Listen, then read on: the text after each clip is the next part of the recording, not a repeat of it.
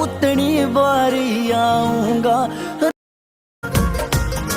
अगर वो कहता है मैं खाटू नहीं जाता तो गौर करना, ये पीढ़ी नहीं तो अगली पीढ़ी उसकी जाएगी।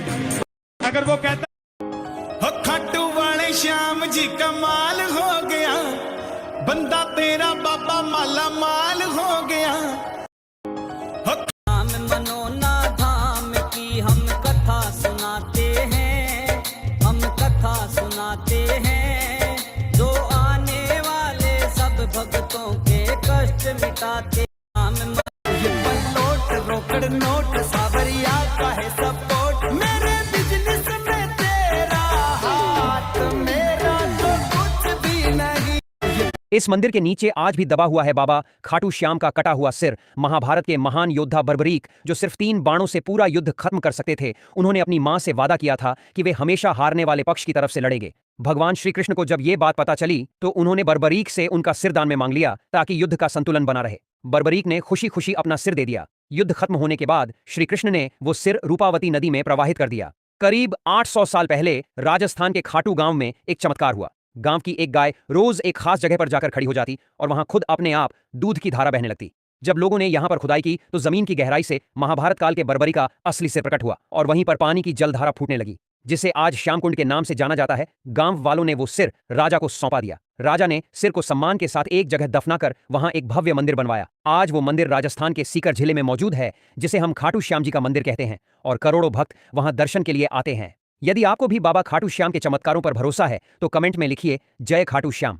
आखिर कलयुग में कैसे प्रकट हुआ खाटू श्याम बाबा का सर? दोस्तों, पूरे महाभारत में एक ही ऐसा योद्धा था जो अपने 3 बाणों से ही पूरे महाभारत को खत्म कर सकता था। उसका नाम था बर्बरीक। लेकिन जब भगवान श्री कृष्ण को इस बात का पता चला तो उन्होंने युद्ध के पहले ही बर्बरीक का सिर दान में मांग लिया, और जब युद्ध समाप्त हुआ उन्होंने बर्बरीक के शीश को रूपावती नदी में बहा दिया। माना जाता है कि जब कलयुग में एक गाय खाटू गाँव के शमशान घाट को पार कर रही थी, अभी अचानक से उसके थन से दूध बहने लगा। इस चमत्कार को देखकर गांव के लोगों ने उस जगह पर खुदाई करवाई, जिसमें से हजारों साल पुराना श्याम बाबा का सिर मिला और उस जगह पर जल की धारा फूट पड़ी। इस घटना के बाद खाटू गांव के राजा रूप सिंह को एक सपना आया, जिसमें उन्हें मंदिर बनवाकर उस सिर को स्थापित करने का आदेश मिला। तो बोलो, हारे का सहारा खाटू श्याम बाबा हमारा।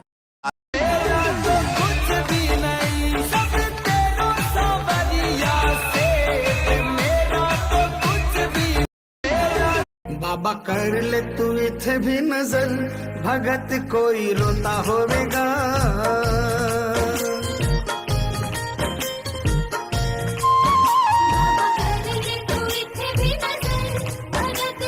बाबा मुझे तेरी जरूरत है बाबा,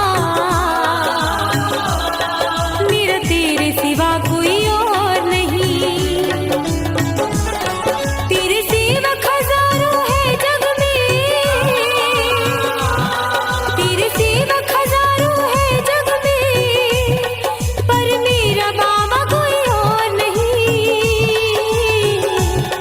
मुझे तेरी जरूरत है बाबा, मेरा तेरे सिवा कोई और नहीं। जब बुढ़ापे में पानी देने वाला कोई नहीं होता, तब बेटी की याद सबसे ज्यादा आती है। बेटा, ध्यान से सुनिए। देखो बेटा, आजकल लोग बस यही कहते हैं हमें बेटा चाहिए, बेटा चाहिए। हाँ, बेटा होना गलत नहीं है, मैं भी मानता हूं कि बेटा होना चाहिए, लेकिन एक बात हमेशा याद रखना बेटा, 4-4 बेटे होने से ये गारंटी नहीं कि आपको समय पर पानी मिलेगा, पेट भर रोटी मिलेगी। लेकिन बेटा, अगर घर में एक बेटी भी हो ना, तो यकीन मानो वो तुम्हारे लिए ठंडा पानी भी लेके आएगी, प्यार से रोटी भी परोसेगी, और आपके घर भी हमेशा सजा सवरा रखेगी।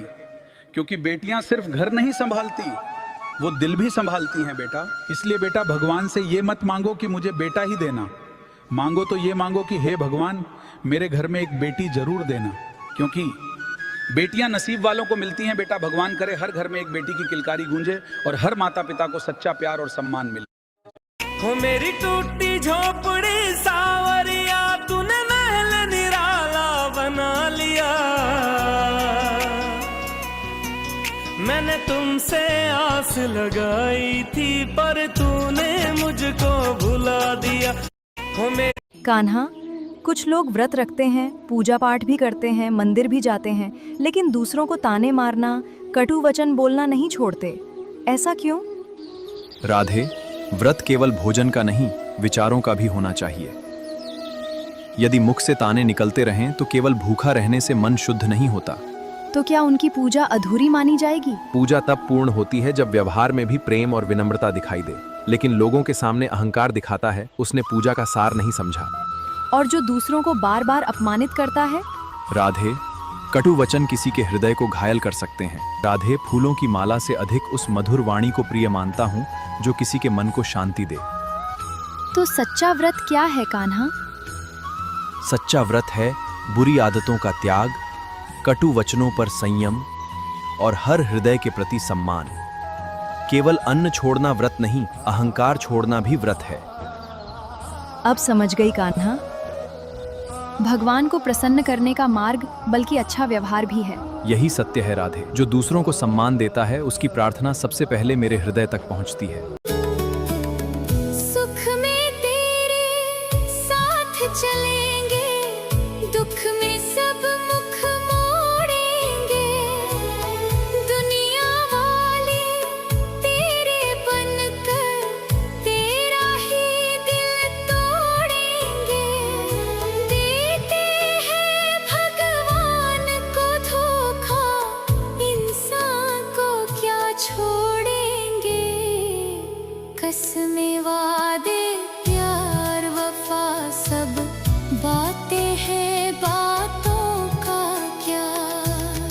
हैसियत छोटी है पर दिल बड़ा रखता हूँ। बाबा जी की भक्ति में मैं पागल सा दिखता हूँ। हैसियत कि मुझे नहीं पता इसके दरबार से क्या मिलता है और क्या नहीं मिलता, लेकिन मुझे इतना जरूर पता है, इसका नाम लेने से जो दिल को सुकून मिलता है इस दुनिया के किसी कोने में नहीं मिलता है। कि मुझे नहीं पता इसके दरबार से क्या मिलता है। मेरे छोटे से लड्डू को पाला, टीका लगा दो काला, कहीं नजर न लग जाए, बुरी नजर न लग जाए। मेरे छोटे से लड्डू को पाला, कहीं नजर न लग जाए। क्या आप जानते हैं कि खाटू श्याम जी का पवित्र शीश राजस्थान की धरती तक कैसे पहुंचा था?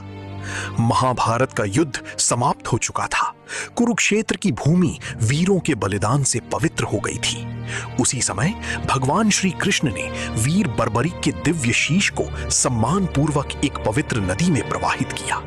श्री कृष्ण जानते थे कि ये कोई साधारण शीश नहीं, बल्कि कलयुग में करोड़ों भक्तों का सहारा बनने वाला था। नदी की लहरों के साथ वो दिव्य शीश बहता हुआ 5 घंटे की लाइन, 5 घंटे की लाइन, और दर्शन कितनी देर के? 3 सेकंड।